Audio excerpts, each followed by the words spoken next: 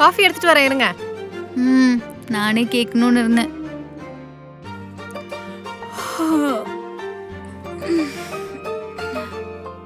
இந்தாங்க உங்க coffee. Thank you.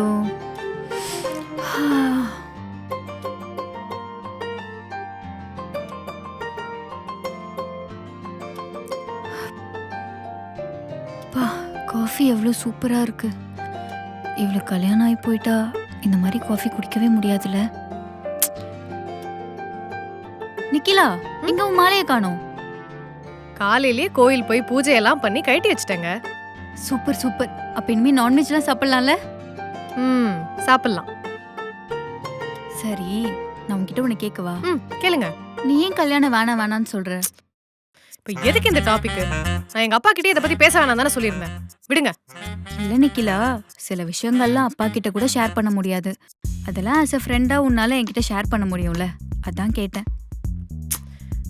இன்னும் பெரிய விஷயம்லாம் இல்லைங்க. நான் இப்பதான் வேலைக்கு சேர்ந்திருக்கேன். இன்னும் கை நிறைய சம்பாதிச்சு நல்லா செட்டில் ஆகணுங்க. இப்பவே கல்யாணத்தை பத்தி எல்லாம் யோசிச்சா ரொம்ப பயமா இருக்கு.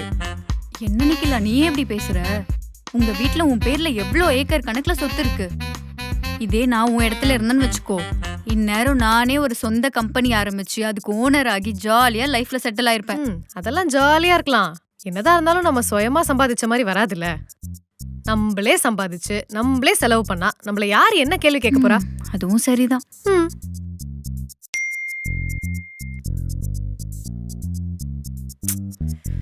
என்னாச்சு? நீங்களே பாருங்க. என்ன நிக்கிலா, உங்க அப்பா மாப்பிள்ளை போட்டோ அமைச்சிருக்காரு.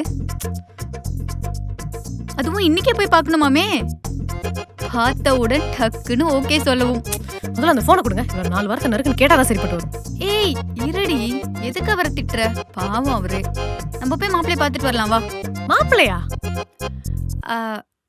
இல்ல நிக்கிலா, இன்னைக்கு உன்னை பொண்ணு பார்க்க வரால அந்த பையனை அப்படி சொன்னா. இல்ல, நான் எங்கேயும் வரல.